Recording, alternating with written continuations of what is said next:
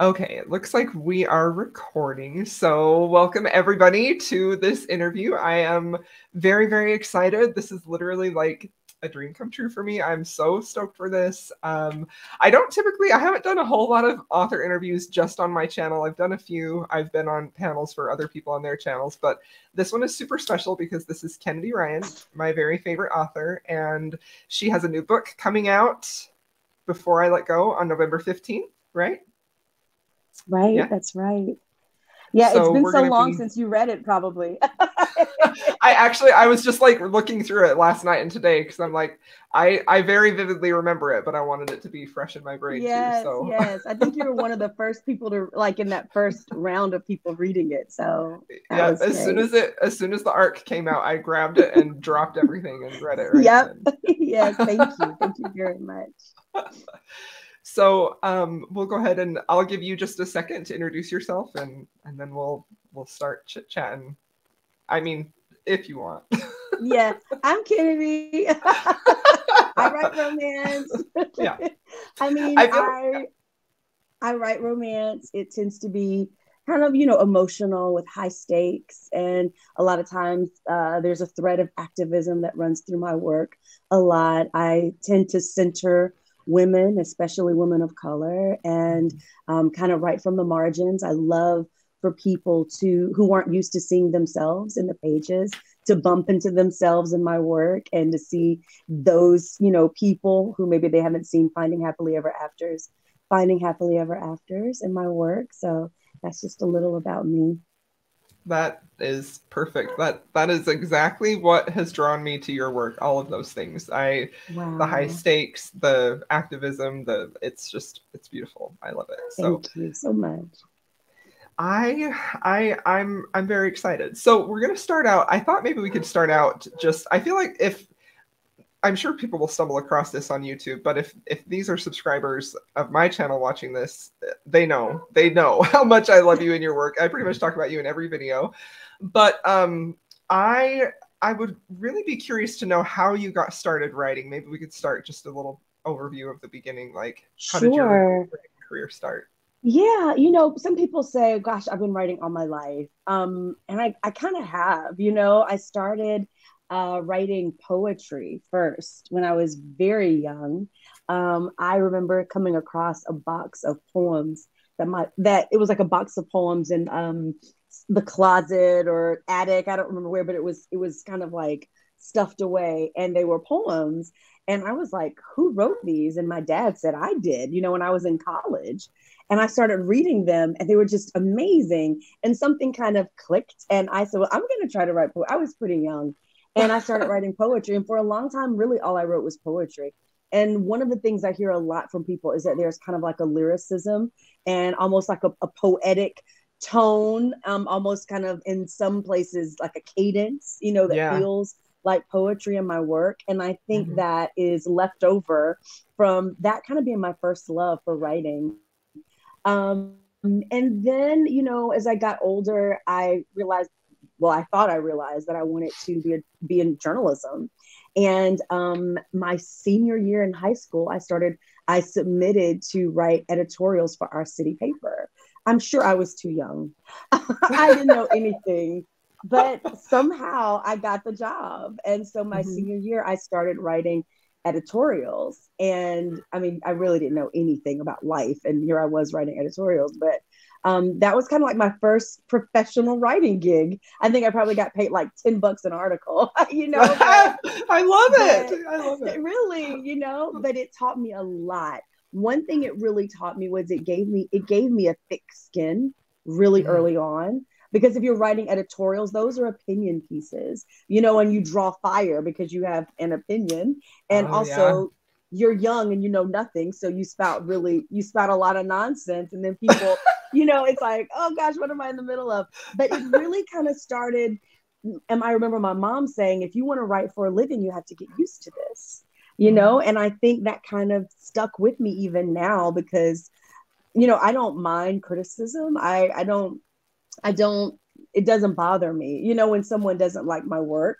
I know that Mhm. sounds crazy, but it really doesn't. I remember when my debut novel, I came across like a 3-star review on Goodreads, and I read her review and I was like, this is such a thoughtful review.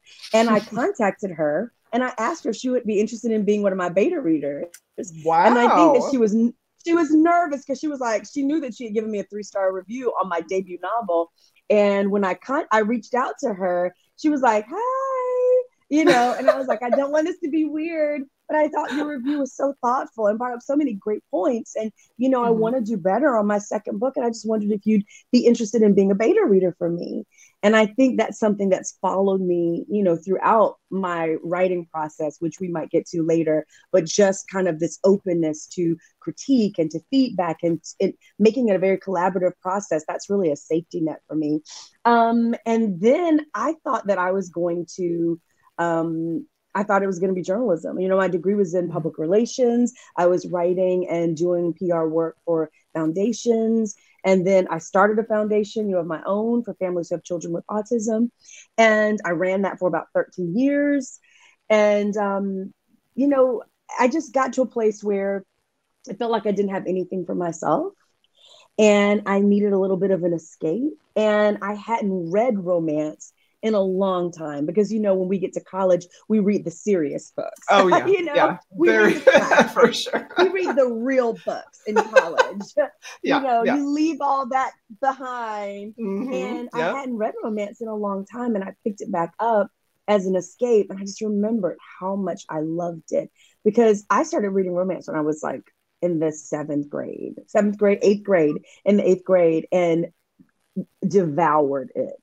And so as I was reading, I just was like, I am a writer. I've been writing my whole life.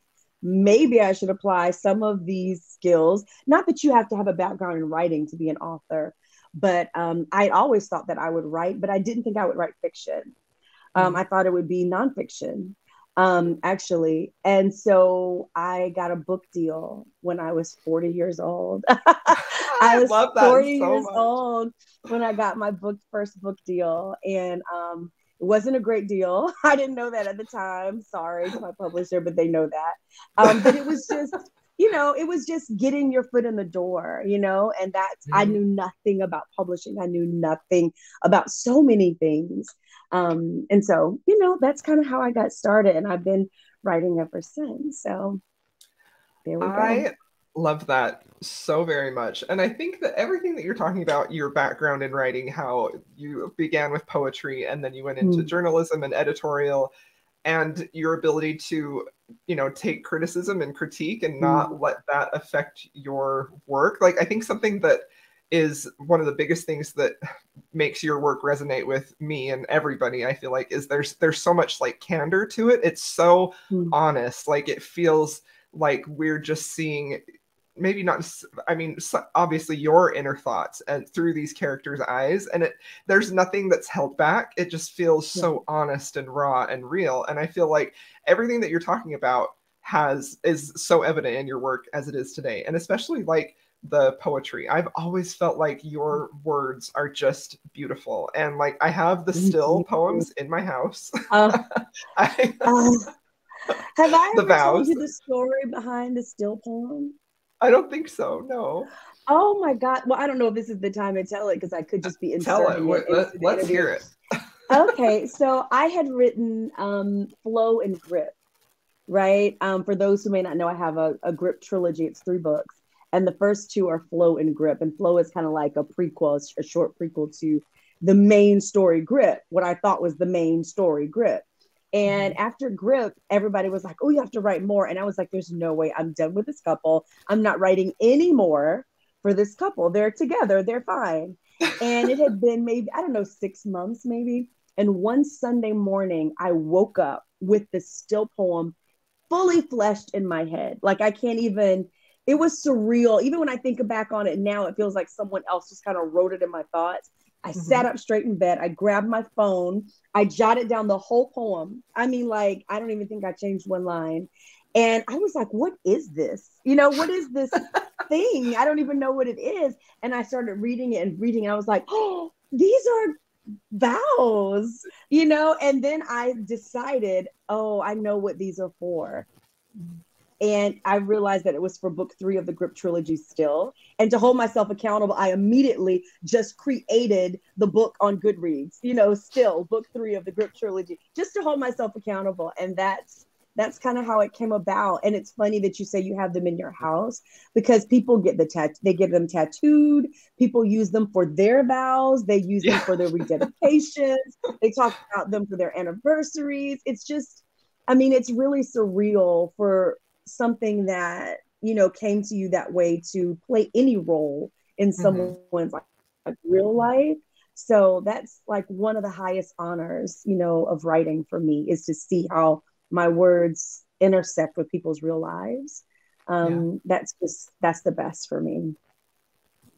They are the Grip trilogy is probably, well, it's always been my favorite of yours, even though there are like, I have like levels of favorites. So it's like, this is my favorite, and then this one is also my favorite, but maybe just, So I, specifically because of what the couple goes through in the last book and how they find their way back to each other. And I felt like your newest book, Before It Lets Go, that couple has a very similar type of situation.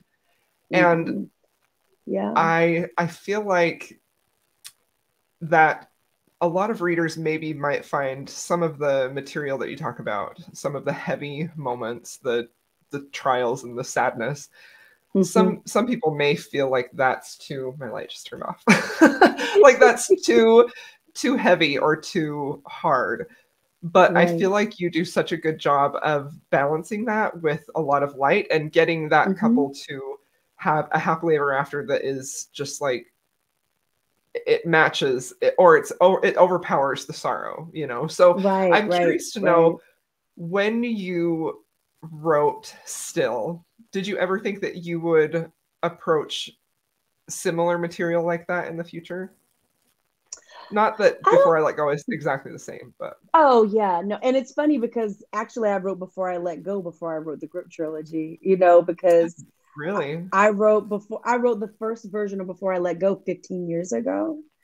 And I never planned to publish it. I wrote it before my debut novel. It was just kind of under my virtual bed gathering dust. There's so much that's different. It was in third person. It had a different title, different character names, different friend group, and the mental health representation that's there wasn't there. There's so much that's different, but the framework for it, where it's a divorced couple living in Atlanta, co-parenting, running a restaurant together, healing separately and then coming together, all of that was there. So I actually wrote this story before the Grip trilogy. And so I think when I wrote the Grip trilogy, for me, it felt new because I never even had the idea to publish that version of Before I Let Go. It was crappy. I was like, my husband actually reminded me that it existed and asked if I'd ever thought about, writing that story. He goes, whatever happened to that divorced couple? And that's how I kind of resurrected the story. But I think that when you talk about some of the content being really heavy, I am cognizant of that.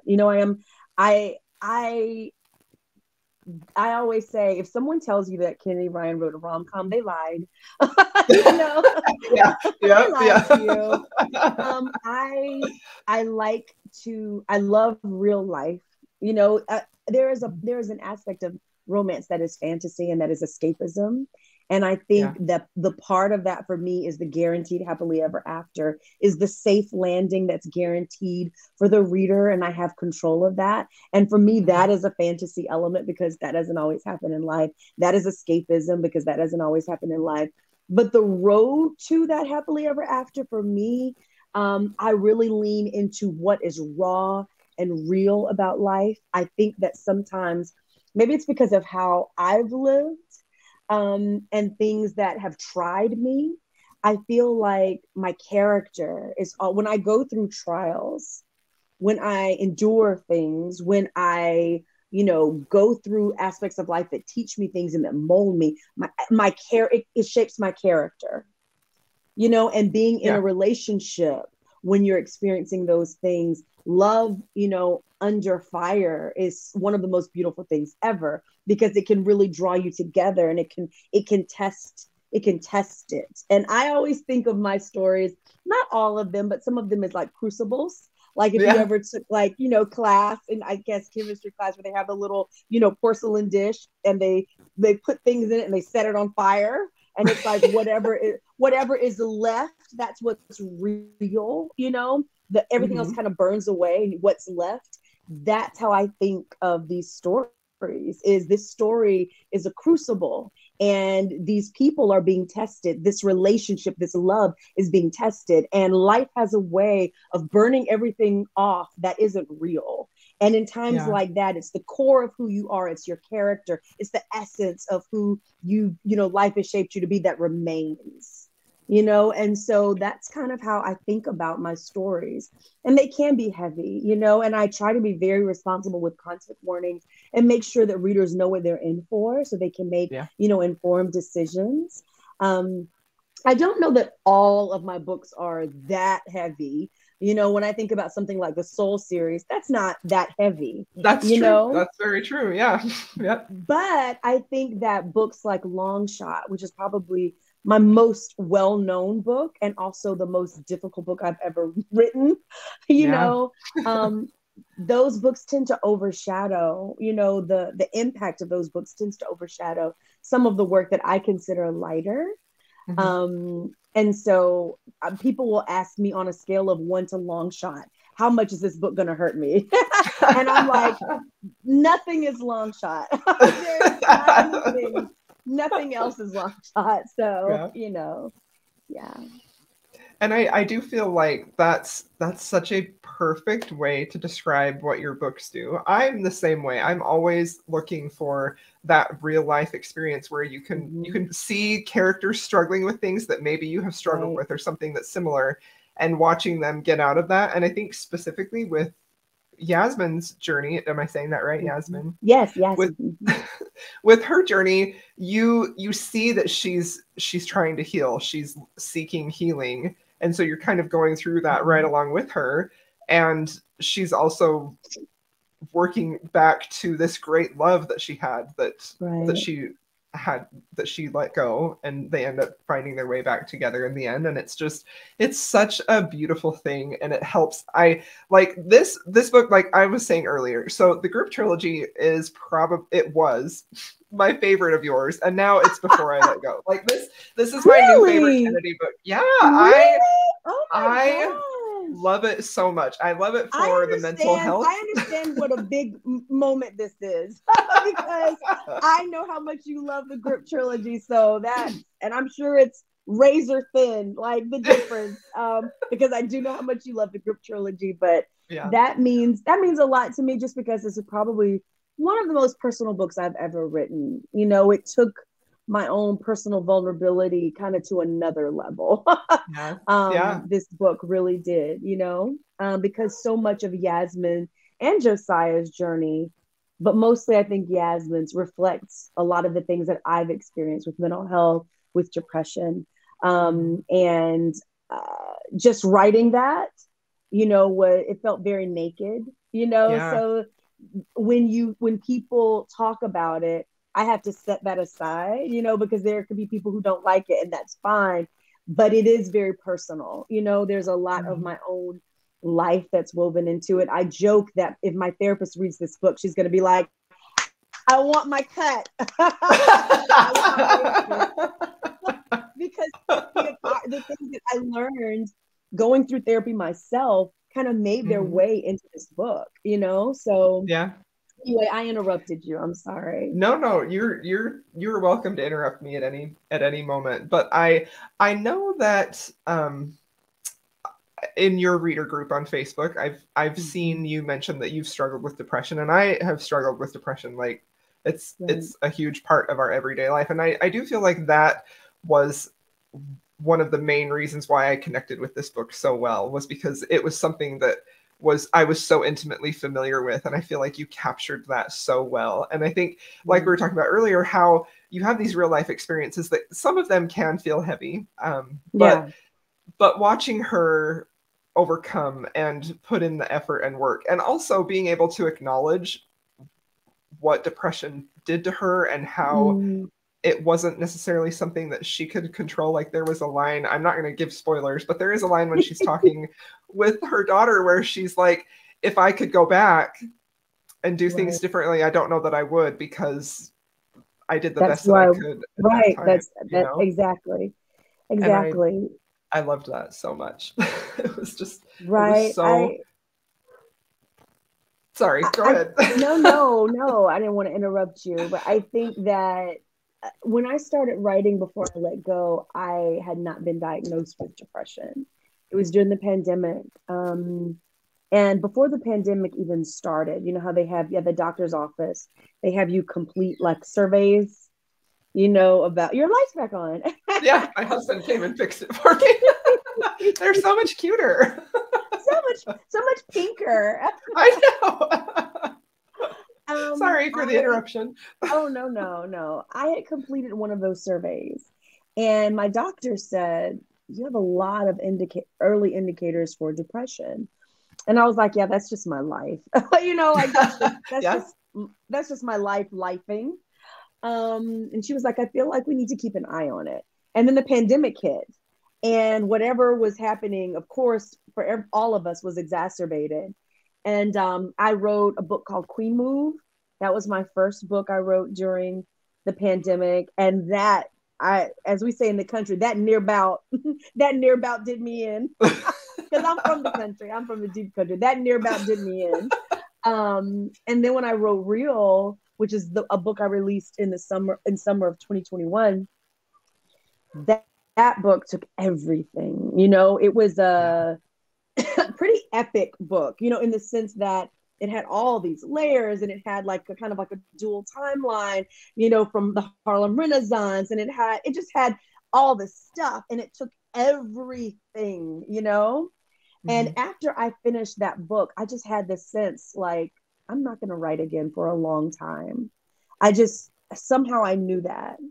And for months, I knew I needed to write. I had this book that I had to write, and I just couldn't, you know. And it had been about 4 months, and I still could not write anything. And I went to a writing coach, and she was like, I feel like this is something more insidious than writer's block.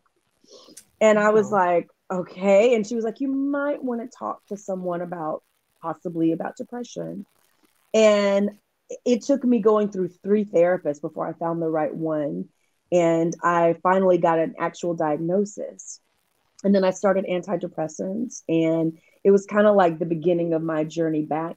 Honestly, full candor, I still don't feel all the way like back. I don't know what back feels like anymore. You know, you're just like, this is my reality, and I'm going to do the best that I can every day, you know, and I'm going to be as happy as I can. And the days when I'm really, really sad, I'm going to be honest about that, you know, and try to give myself grace, which is something that I really learned in my therapy sessions. There's a section where Yasmin talks about being gentle with herself.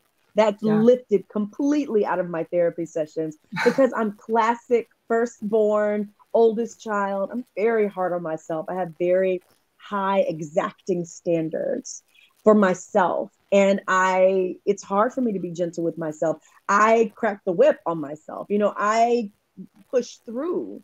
And so I knew that if you have a physical illness, it can shut everything down. You know, that's debilitating. But I never really understood that something in your mental health could be as debilitating as that, where you can't even get out of bed, and it feels like it's a task to even shower, and and the physical implications of depression, how tired you are, how you ache. Like, and I would not have known those things intimately had I not gone through depression myself.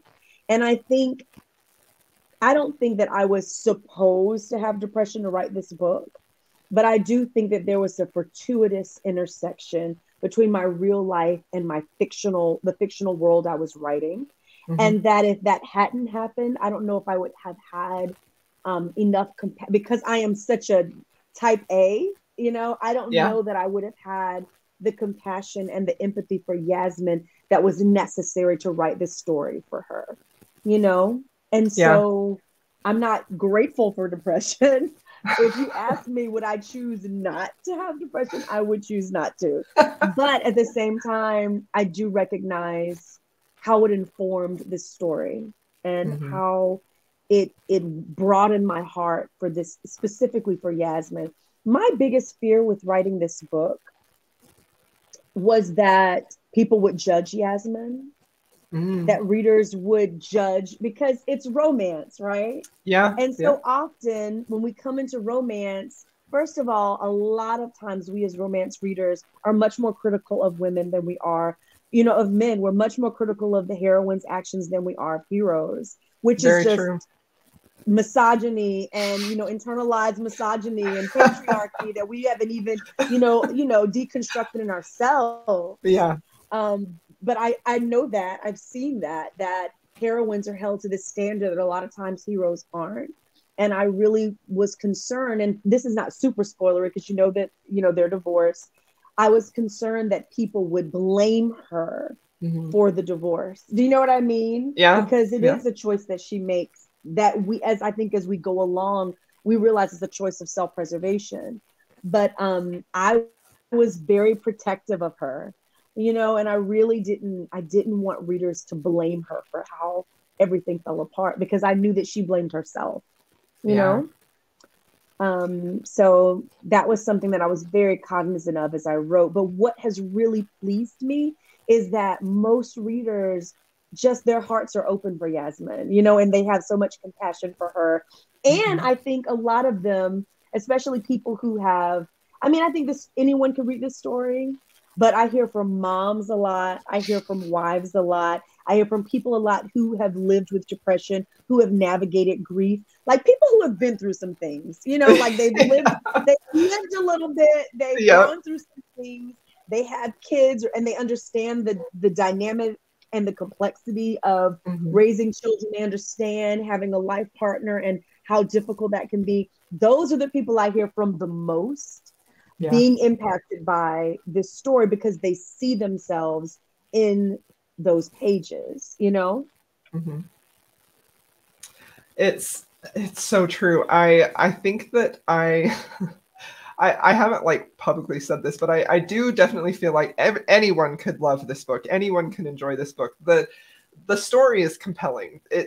You really have a gift of keeping the story going and hooked. You connect with these characters, and I find it like I immediately loved Yasmin, and maybe it is because I connected to her because of what she's been going through, and she is a wife and a mother, and I am as well. But I Yeah. also just feel like you just want her to win and you want her to be happy. But I do feel like this specific book is so needed in the romance world, not only because Mm-hmm. of all of the issues that it's tackling, but also because this is, like you said, this is grown folks. These are It's grown adults. folks.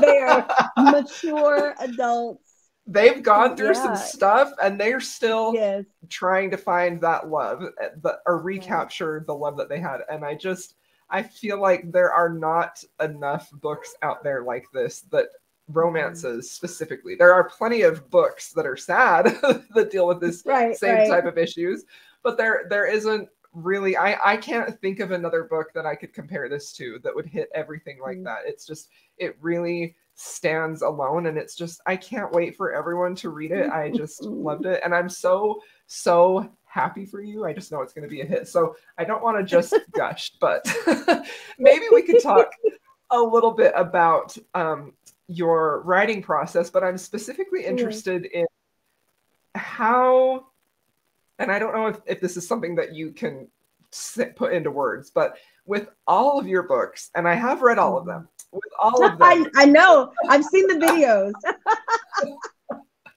I am always so impressed at how palpable the romance is. Like, it's very steamy, it's very hot, but like the feeling of love and falling in love is so Mm-hmm. real in every single book, every single one, even your first one. And I just find Thank that you. so impressive. So I'm really curious to know what your writing process is, or how a Kennedy Ryan book begins? Well, I think if you've read all of my books, then you know, or you may sense there's always some emotion, that drove me to write that book. You know what I mean? Yeah. I am not, I say this all the time. I really don't write unless I have something to say.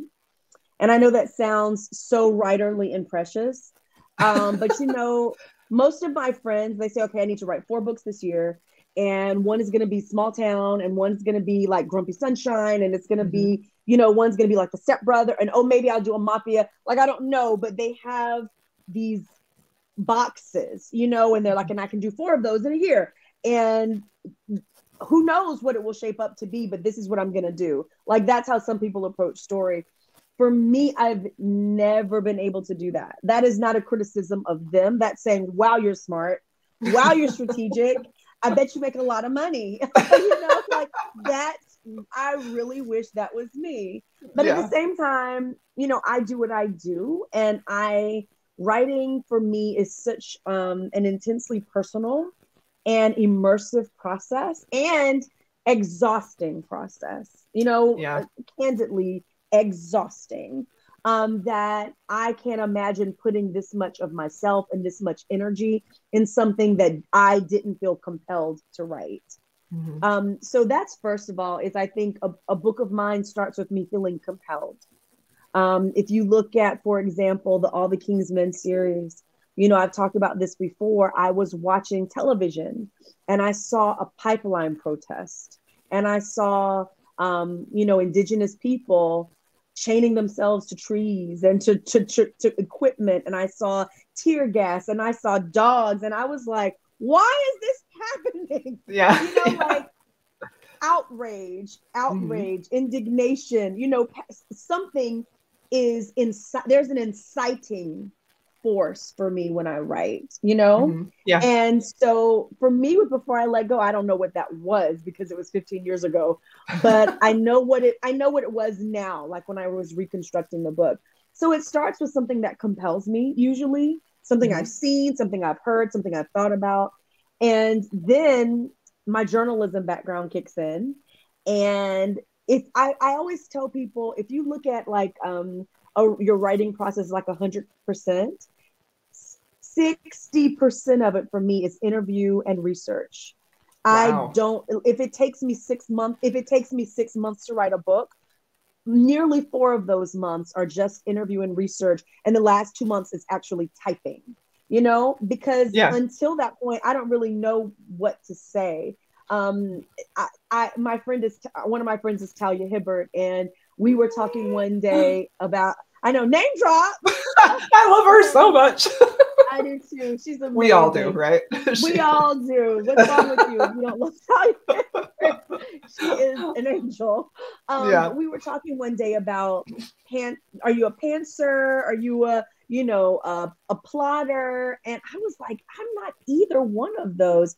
I can't write until I go out. I interview people for months.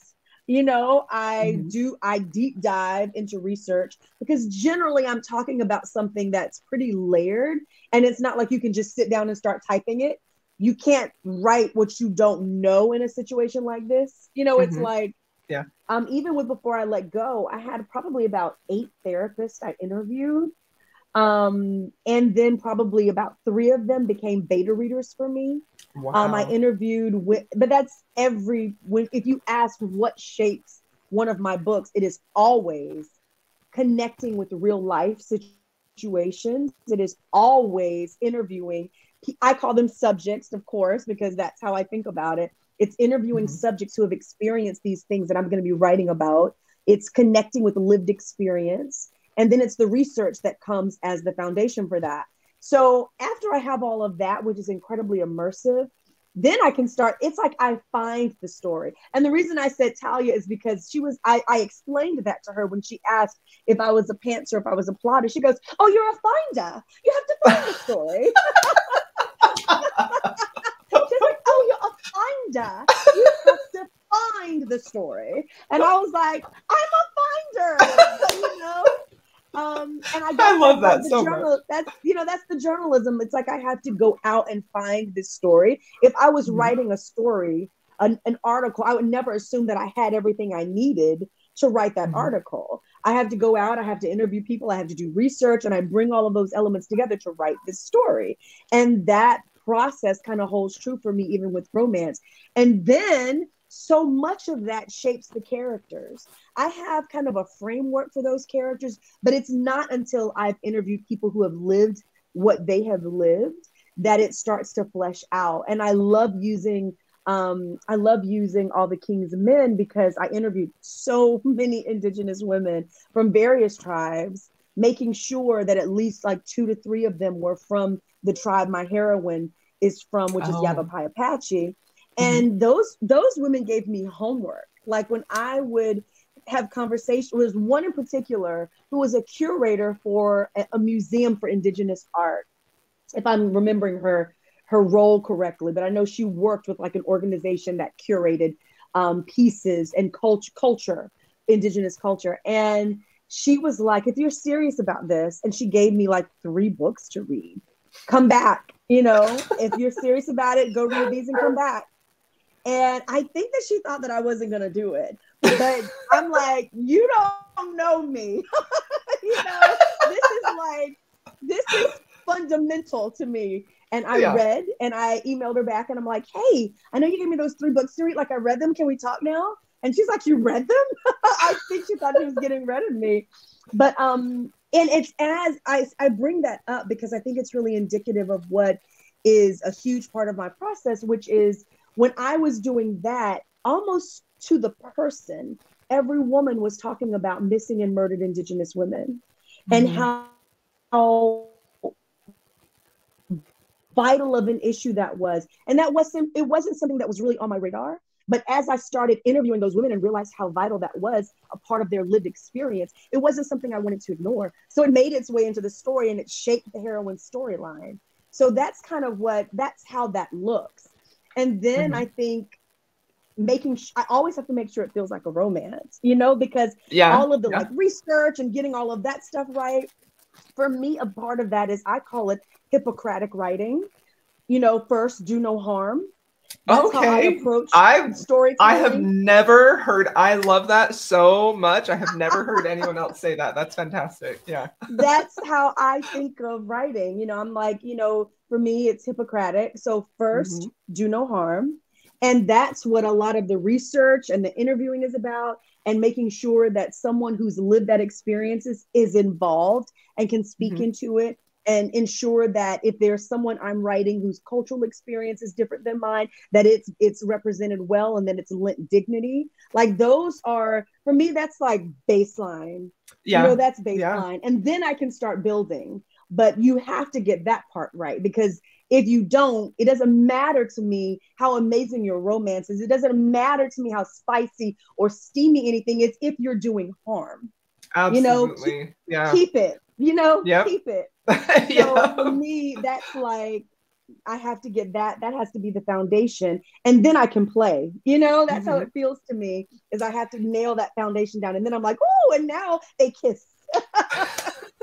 But I feel like that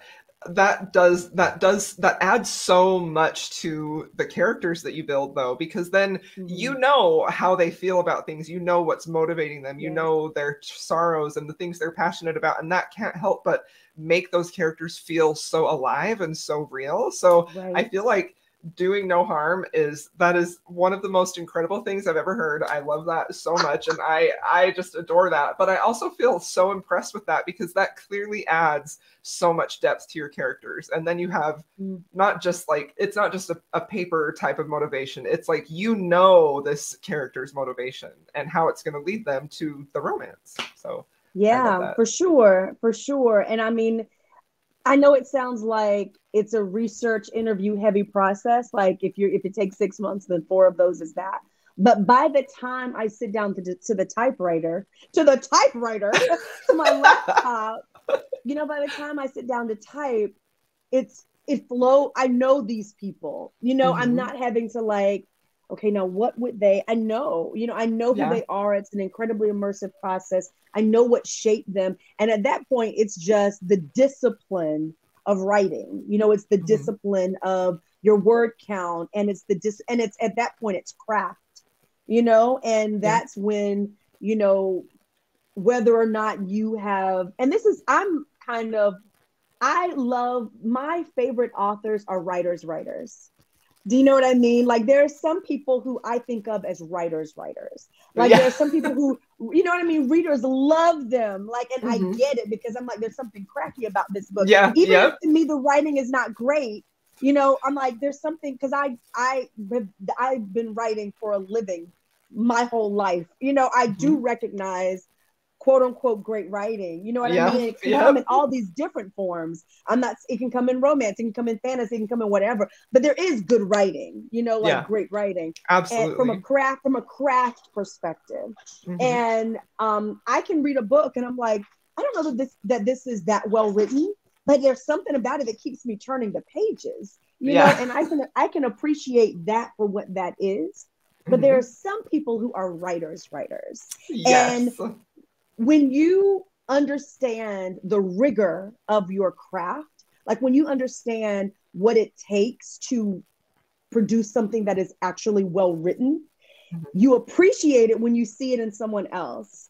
And writers who take that seriously, when they encounter it in someone else, and they're like, oh, and you will find, so you'll be surprised sometimes when you ask authors, who are your favorite authors?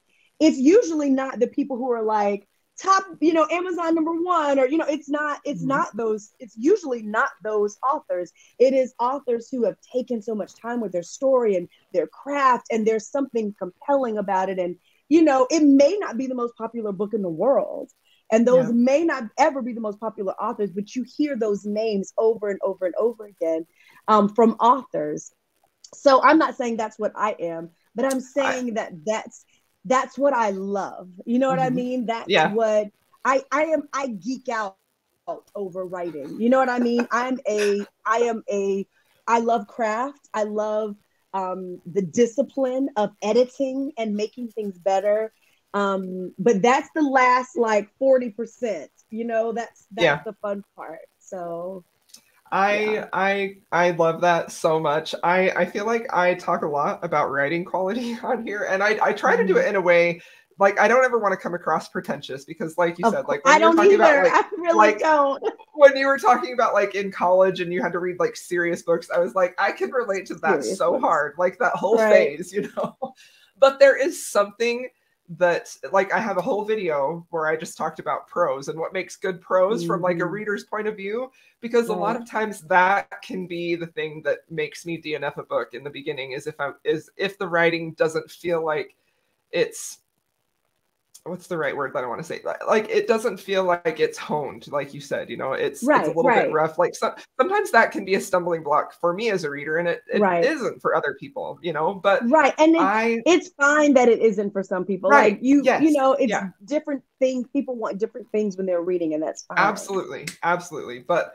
I could also geek out about writing, and I do feel like that's one of the main things that I love about your books, is that they feel very effortless to get to read, but there are also always these moments, these lines that I highlight, that I go back to over and over again, where I'm just like in awe of the words that you've put together. And like you said, like that is like the last little percent where you're tweaking words, or I mean, I don't know exactly what your process is, but also that takes it to another level. It's funny that you say that, because I am obsessive about words. Like words, I've always been that way. My father used to have me read the dictionary. And one thing that really kind of embedded in me is that I don't like to recycle language. Like I don't like to read the same words over and over, the same way people say things, like, to regurgitate that, which is fine. But I will have a line that pops up in my head. I have, like, right now I'm working on book two, meaning I'm in that first 60% of the Skyland book, and a phrase will come and I'm like, oh, and I grab my phone and I have like a note on my phone where I'm keeping all of these lines. Sometimes it'll be a whole scene, just pops in your head. And even though you're not there yet, you capture it. And so I'm carrying those like lines, because there's some lines that people always go back to. You know, I'd play you at the 5. You know, there are some of those lines, like for me, I know exactly when they came to me. And I know that it probably wasn't as I was writing. You know, it's when I woke up, or it's when I was falling asleep and I grabbed my phone, and I don't even know where it's going to fit. I just know it belongs to this story, you know? And as I'm writing, I'm like, oh, here it is. Here it is. You know, this is where it's supposed to go. And I can't, oh gosh, I can't think of the book right now. I hate that I can't think of it. And my mind is just like total sieve, but I'll think of it. And maybe you can like flash it on the screen later.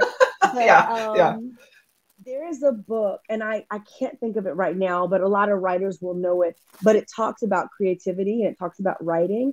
And the way she talks about it, it's like stories exist already, which feels like, but it feels like these stories exist and they're waiting for us to find them, you know? And sometimes that's how it feels to me, is like, there is what you do, and then there's something else that's kind of operating, and you, there's something very, to me, very holy about writing, like, and about creativity and making something out of nothing. You know, for me, that's kind of a sacred process. And it's, I know I sound so writerly right now, but I love it.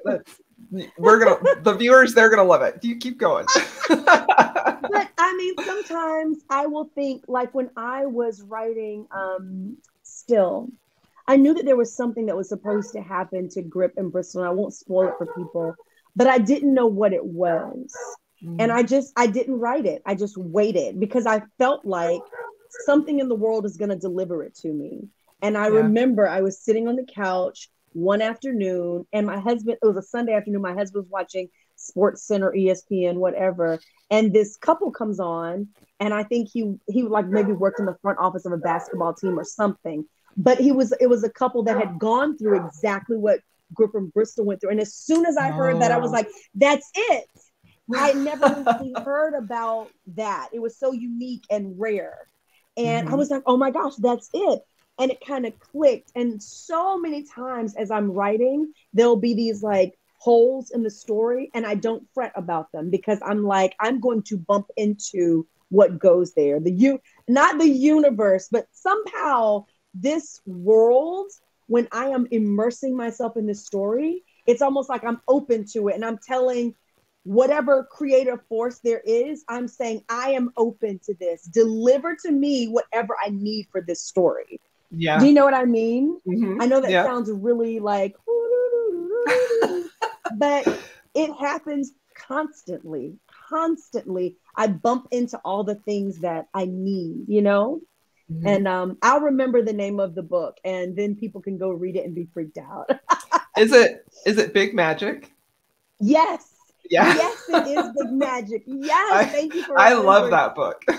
Oh my gosh. Then you know what I'm talking about when she talks about stories already exist, and how somebody else could actually get that story. Yes. You remember? Yeah. I and do. That freaked me out, you know, because I don't know that I buy into that completely, but I buy into parts of it, because I feel like it informs my process a little bit. So yeah, that's a great book for writers or anybody. It's a great book, honestly, for like creatives. Like I'm an artist. Yes. And I've seen that phenomenon come up where like I'll have like a painting idea or something, and then I'm like almost done with it, and I see somebody else has just finished it just right before me, like the same type of idea, and I'm like, this is just wild. Like I can't believe that this is even. So I think there's some truth to that. There's some ideas, they're just waiting for the right hands and minds to find them and put them into. And I think that everything that you're saying about how it's needed in this story, it when I finished Before I Let Go, when I finished all of your books, like I think the first time, this wasn't the first book of yours that I read, but this was the first book of yours that I read where I thought, this woman is telling really important stories. And it was the All the King's Men duet. Yeah. And I was just like, wow. But I wonder if when you are in the process of writing a book, like Before I Let Go, we'll use that as an example. Do you think about, is this a thought that you have in your mind about the impact it's going to have on people? Like, what do you hope it's going to? 100%. Yeah. 100%. I think that for me, I come to story in a very specific way. You know what I mean? Like I am constantly thinking about who is this story for, and how is someone who hasn't seen that, like I said before, how is someone who's never seen themselves in romance, how are they going to encounter themselves for the first time here on these, possibly here for the first time on these pages. And you know, I always say this and it sounds, I know how it sounds. But for me, the first metric of success is not sales. Like I want sales. I want all the things that writers want who are writing professionally to make a living. I want those things. Yeah. But my first metric of success is impact. Do you know what I mean? Yeah. So for me, I know if a book is successful before it comes out. By my own standards, you know, I don't know how it's going to perform. I don't know if it's going to be, you know, on, you know, big on the charts, or if it's going to sell. But I already know for me, there's a space in which Before I Let Go is already one of the most successful books I've written. I don't know what it's going to do for sales, but my DMs have been flooded with people who say, I am now going to therapy. You know, people who say, as soon as I finished Before I Let Go, I called my insurance company to find out if they pay for therapy. I called my mom to figure out, or, you know, I talked to my husband about us getting into marriage counseling. You know, it's like, for me to write, for me, I write with such intention. And I know that's not sexy to think about, but I write with such intention, hoping for that. You know, like, not that every person's going to have that experience. And for people who don't have that experience, I'm just glad if you enjoyed the book. But for people who do have that experience, for me, it's like a touchdown, you know, and it is the greatest measure of success for me. And I know people would be like, no, it's not. Like, surely it's that you make money. Surely it's that you do this. No, it really is. Because if I made a lot of money and I did all of that and I didn't see impact, it would be hollow. And, you know, when people ask for advice, like, what do you tell writers? Understand what success is for you. You know, what defines success for you? Because success is such a moving target for a lot of people. And if you achieve what someone else considers success and you haven't really evaluated what's going to make you feel like there was significance and meaning to what you did, then it's going to feel hollow and you won't even understand why. You'll just be like, I mean, I made the list, I, you know, made a lot of money, and yet I feel, you know, and I'm not saying it's going to be that for everyone, but I'm just saying, don't assume that those kind of like widely accepted standards for success are yours. You have to figure out what feels significant and meaningful for you. And I have figured that out. And for me, it is impact first. So to answer your question, that it's perfect. I love that so much.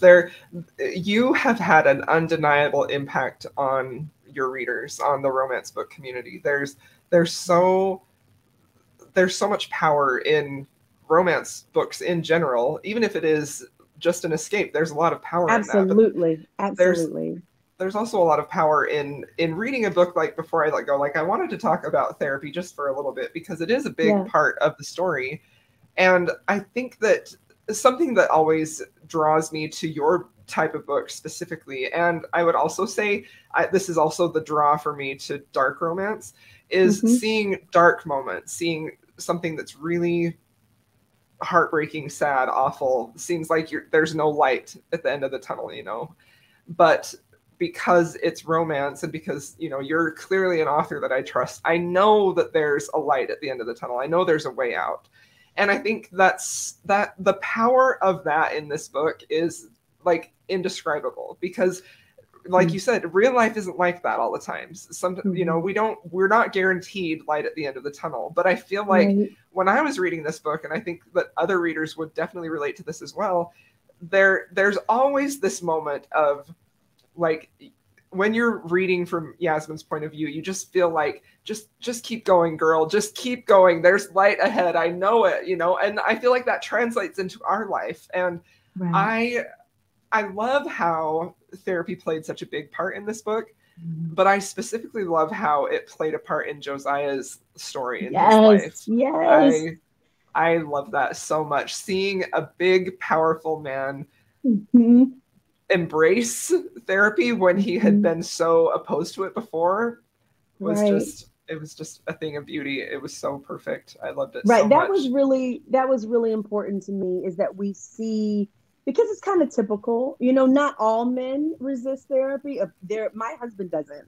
Like my husband's always like, I want therapy. You know, and he wants to talk, talk, talk, talk, talk. And I'm the clam in the relationship. But my husband is an exception to that rule. So I know there Yeah. are guys who actually really seek that, but a lot of guys don't. And there's a Yeah. lot of stigma around therapy, for a lot of men, and you know, various communities, but in the Black community especially, there's big, big, big stigma around Yeah. therapy. It's getting better, but like even when I was growing up, it was like, why do you need therapy? You've got God.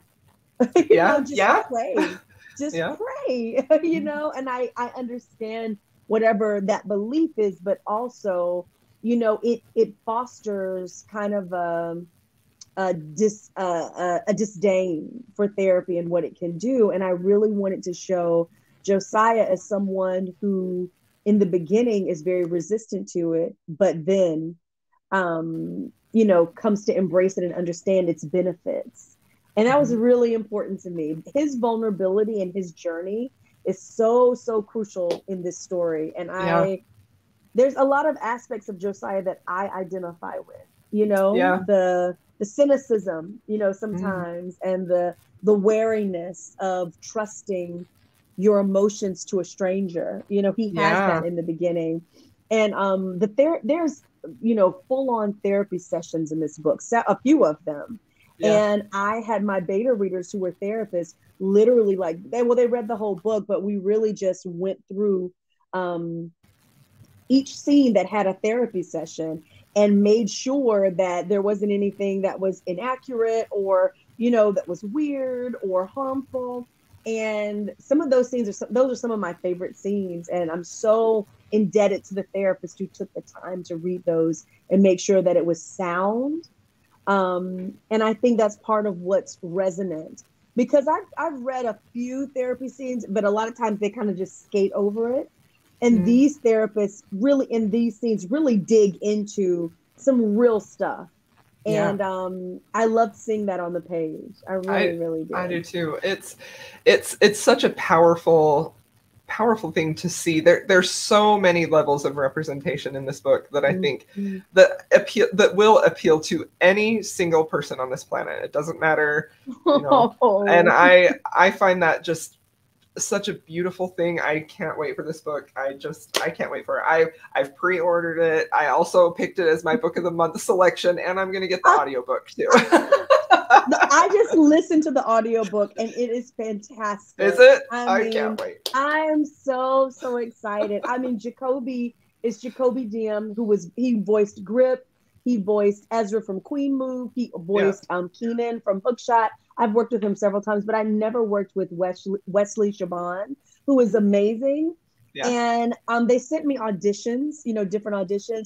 And she's great as Yasmin, but when I heard her as Deja, like the daughter, Yeah. that's Yeah. what really sold me, was the way she delivered Deja was such a teenager. Like it was just so spot on, and I can't wait for everybody to hear it. It's just, I'm really, really excited about the audio.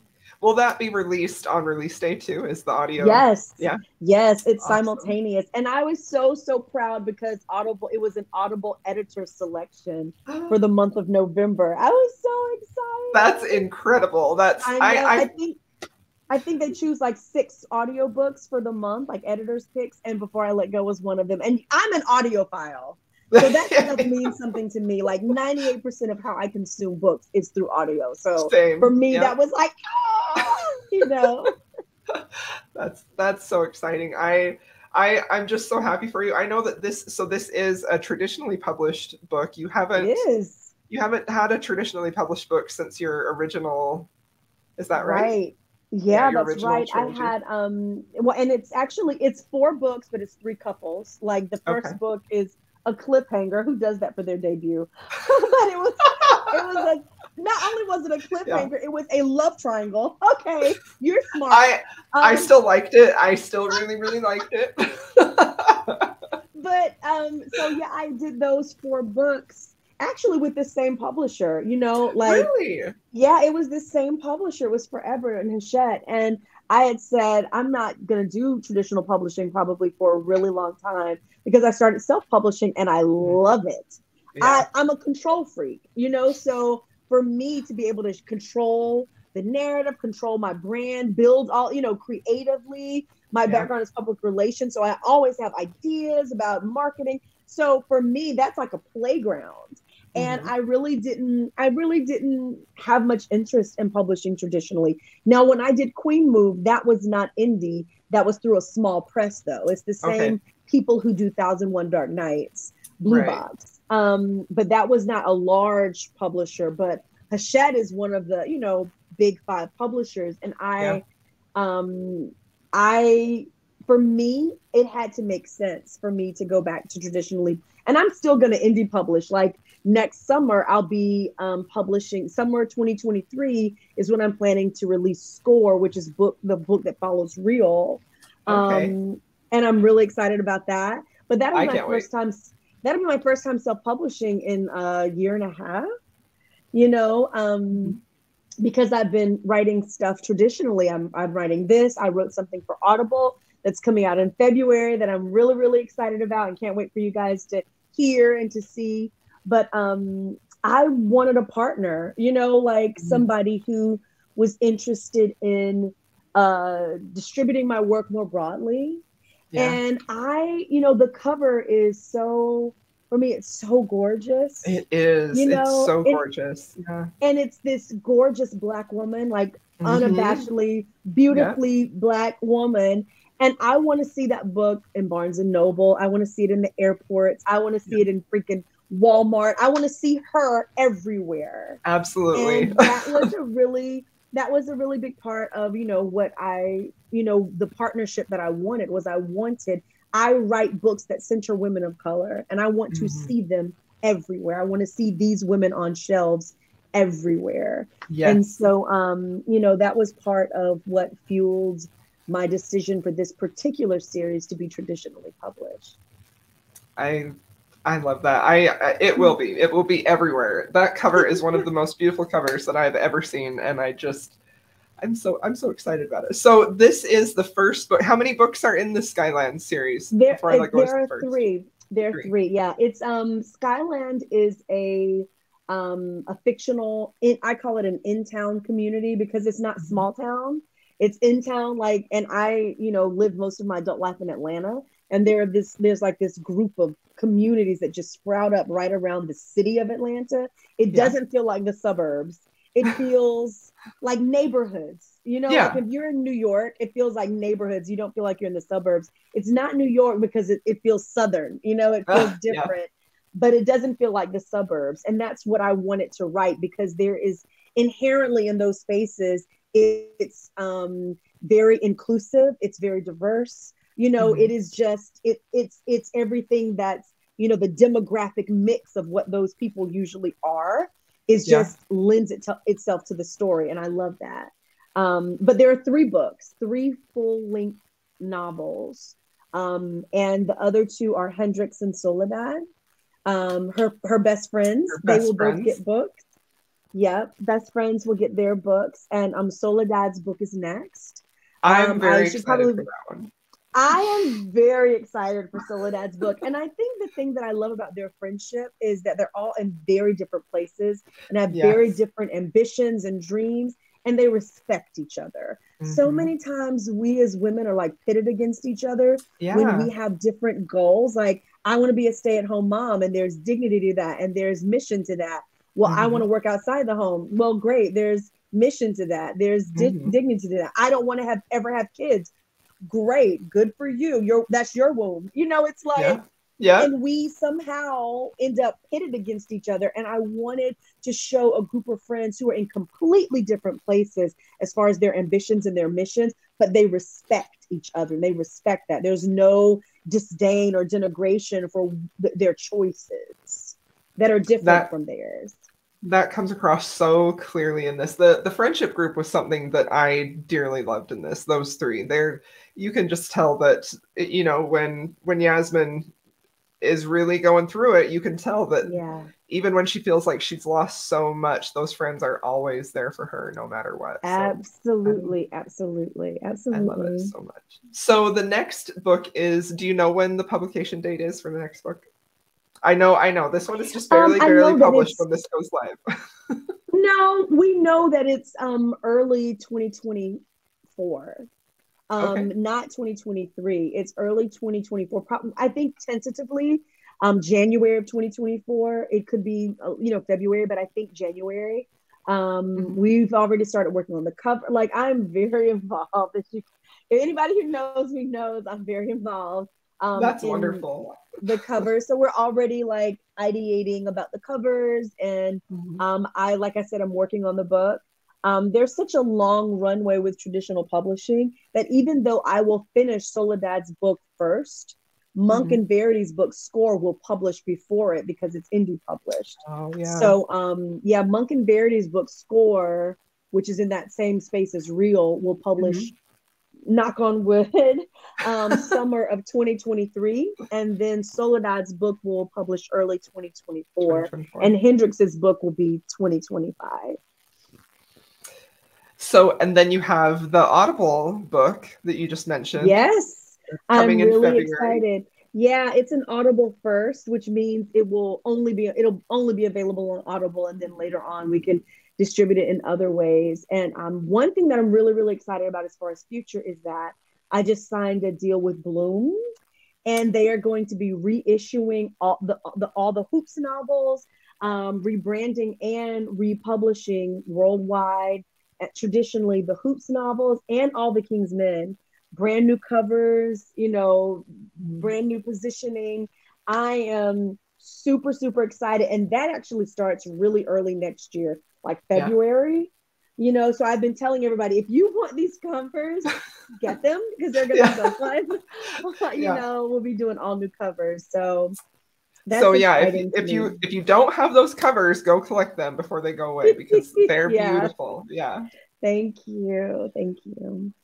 Well, I have enjoyed talking with you so much, Kennedy. This has been such a delight. This has been such a treat. Thank you so much for For taking me the time too. to talk with me. Is before I let you go, do you have a book maybe that you love or a book that you like? It doesn't have to be a favorite that maybe you want to recommend to anybody. The book that for me is like a new classic is 7 Days in June, by Oh, Tia yes. Williams. I Yeah. always recommend that. One of my favorite books ever. Like if you get me started on books, like it's like opening a vein. Um, if anyone who loves historical romance, which is my first love, and Yeah. probably what I read the most, because when I'm writing, I don't read contemporary romance. I don't read what I write. Hmm. Classics that I always recommend. My favorite historical writer is Laura Kinsale, which is to me like when I was talking about writers, like Laura Yeah. Kinsale is a writer's writer. My two favorite books of hers are Flowers from the Storm and Shadowheart. Shadowheart is medieval, Hmm. and Sarah MacLean talks about what bloods you in romance, like Yeah. what introduced you to romance. And for me, I came into romance at its like historical heyday. So you're Yeah. talking about Waterwist, you're talking about Joanna Lindsay. And Hmm. one of my first romance novels that I remember reading was The Wolf and the Dove, which obviously half of these are like bodice rippers that, you cringe when you read certain parts. Hmm. And I acknowledge that. But it's like that's what brought me in. So I love things that are medieval. It's why Hmm. I'm drawn to Game of Thrones and House of the Oh yeah. Dragon. Like even though it's fantasy, it's kind of got like that medieval base. Yeah. And that's what I love about Shadowheart is Hmm. it's the only, I think it's the only medieval part of the only medieval series that Laura Kinsella did. Tiffany DiBartolo, How to Kill a Rock Star. I don't For think I've ever heard me, of that one. oh no, seriously? Yeah, I don't think so. Oh, I reread it annually. I reread it every year. It's called How to It's Kill a Rock Star, Tiffany DiBartolo. oh yes, you have to read it, Crystal. You're gonna thank me. You're gonna thank me. Yeah. You know what the thing is, and what I notice is that these books have been influences for me because Laura Kinsella does not pander. She doesn't pull punches. She writes messy stories. Like you're gonna have a Duke who has a stroke, you know, in the first 50 pages, and you're not gonna be able to really understand half of what he says. You know, it's like, and then his heroine's gonna be a Quaker. You know, it's like, do you know what I mean? It's like, what are you doing? Like, these are not the classic archetypes for heroes and heroines in romance novels. And she writes densely, you know, and she just does what she does. And it's so beautiful. It's like either you're coming or you're not. And I think some of that makes its way into my writing. And the thing about How to Kill a Rock Star is it's a very unconventional romance. Yeah. In a lot of ways. And it breaks a lot of our kind of like unspoken rules of things that we'll accept. And I find myself doing that. Even in this book, I did that. There was one section, and I can't even, I'm not going to make, it's a spoiler, but I didn't know if readers were going to forgive me or Josiah for it. Yep. I think I know what you're talking about. But for me, it felt realistic. You know, that if a couple has been divorced for 2 years, they're moving on. It felt realistic to me. And so when you read How to Kill a Rock Star, that kind of thing it's there. And I met Tiffany Del Bartolo at Taryn Fisher had a signing, and we were at the table I know we have to go. No, you're good. Go ahead. But this is the last thing I'll say. Taryn Fisher had a signing, and I was we had an author's dinner the night before the signing, and I was sitting beside Willow Astor, and I looked down the table and I was like, I said, Willow, is that Tiffany Del Bartolo? And she's like, oh yeah. And I was like, oh my gosh. Like I started freaking out. And she goes, do you want to meet her? I was like, I can't meet her. You know, like I can't meet her. And she goes, Tiffany. And she comes down, and you're gonna laugh at me, Crystal. As soon as she comes over, tears start running down my face. Like tears start running down my face, and I try to play it off. I try to be normal and smile like it's not happening. I'm like, hi, Tiffany, with tears rolling down my face, and she just goes, oh, and she pulls me in for a hug, and I just snuggled into her greatness. I was just like, oh my gosh, I can't. That is the best thing I've ever heard. That's the best thing I've ever heard. Tears, just as soon as she came into my presence, just tears rolling down my face. And though I have a picture with her, and I'm just like, I have a picture with Tiffany DeBartolo. So yeah, if you've ever heard, I think one of her popular titles also is God-Shaped Hole. So if you haven't, that one does not have a happy ending. So okay, I'm glad for the warning. Yeah, that one does not have a happy ending, but How to Kill a Rock Star does. If you've read The Idea of You, you know, by Robin Lee, it's kind of like that, except imagine all of that angst and all of that, but then it's kind of like when I say a satisfying ending, a more conventional happily ever after. But it's such a journey. It is such a journey. And that hero, he is not your typical hero. Like, he's skinny and he's a rock star. He's like, he's just not your typical hero at all. He's not classically handsome, but he has so much charisma. It just boils on the page. So anyway, I'm very excited. If you read, and you know, my greatest regret is that book is not on audio yet. And Colleen Hoover and I did an Instagram live, and we spent about 30 minutes just bemoaning, because she loves Tiffany too, and she loves that book. We spent about 30 minutes just bemoaning the fact that book is not on audio and trying to figure out how we can like make it happen. So if you read it, just let me know. I will be in your DMs when I read it. I'm going to download it as soon as we're done. I'm excited. Well, thank you so much, Kennedy. This was absolutely wonderful. This was a dream come true. I love and adore you and your books, and I couldn't have been more thrilled to have you here, and just thank you so much. And everybody, if you haven't read Kennedy yet, if I haven't convinced you yet, hopefully this will convince you to pick her up. So thanks, everybody. I'm going to Thank you, Crystal. see y'all next time. Okay.